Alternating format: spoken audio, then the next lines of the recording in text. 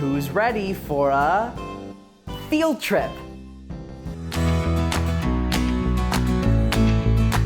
We are at the Spanish Colonial Farm at Mission San Juan, and it's part of the National Park Service efforts here in San Antonio to preserve Spanish colonial history. We know that when the Spanish first established any mission, one of their first chores was to get food on the table, and so they had to get irrigation out onto the fields in order to grow their crops and produce food for the folks that lived inside the mission. This particular acequia is actually 7 miles long, and it's a long acequia, and you can imagine how much effort that was to dig a ditch that was 7 miles long. The dam that provides water to this acequia is about 3 miles north of where we're standing right now.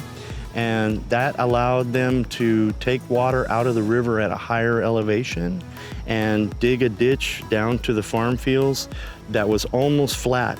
The ditch has almost no slope while the river falls away. And so that allowed them to maintain irrigation water up on these fields, and they could irrigate the land between the acequia and the river. We're very proud of our partnership with the food bank, and the reason we have this acequia flowing today and we have crops growing in the field is when this park, San Antonio Missions, was first established around 1978, they created what was called a general management plan, and that plan called for exactly this. They called for an acequia to have water in it and the ability to teach people about farming 300 years ago, and to bring that to life and to create what we call a demonstration farm. Our food bank manages about 60 acres of land here. Today I'm going to be showing you how our acequia works. We have our Spanish colonial demonstration gardens in the front, which we basically use no heavy machinery, and we're just trying to replicate how farming might have been done in the days of the missions. We also have about a 5-acre peach tree orchard, and then the rest of our land we're just farming conventionally. Basically, we're pumping water from the acequia to irrigate those fields. The water is basically building up behind this dam, and we're actually going to pull a gate. And what that's going to do is allow the water to come rushing into the field, and we'll show you how our flood irrigation works in this little plot behind me.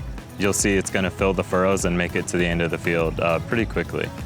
Currently, we are growing onions, we have peaches, and we have our corn, squash, and beans in our 3 Spanish colonial demonstration plots. We're producing about 10,000 pounds annually. Like I mentioned, we also have a peach tree orchard, and we're getting about 5,000 pounds from that peach tree orchard.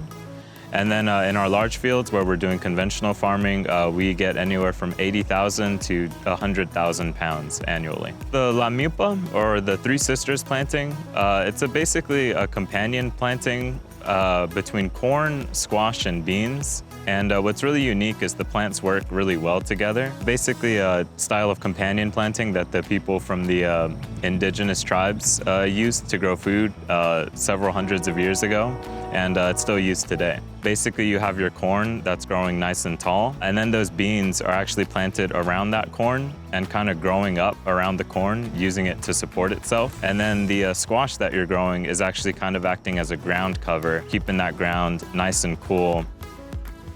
Peach trees typically take about 5 years before they're really mature and producing a lot of fruit. Once all the trees in this orchard are mature, we're going to expect about 40,000 pounds of peaches a year. As you can see, we have what's called triticale in the spaces between our peach trees. Basically, we're using it as a cover crop. We try to use good agricultural practices here on our farm. By having this cover crop here, it's actually helping reduce soil erosion, helps retain moisture in the soil. Right now, we're in our onion field at our Mission San Juan farm. We have about 5 acres of onions growing out here currently. With this past freeze, it's been a little weird out here on the farm. So normally we would have gone in with the tractor and kind of scratched some dirt over them. But after that freeze, they were looking a little sad. So we just kind of gave them some time to see if they would come back. And sure enough, they all did come back. And so normally they would have had a little more dirt on them. Although once they are mature, you are going to see them kind of popping out of the ground a little bit. So from this 5-acre plot of onions, we're expecting about 80,000 pounds.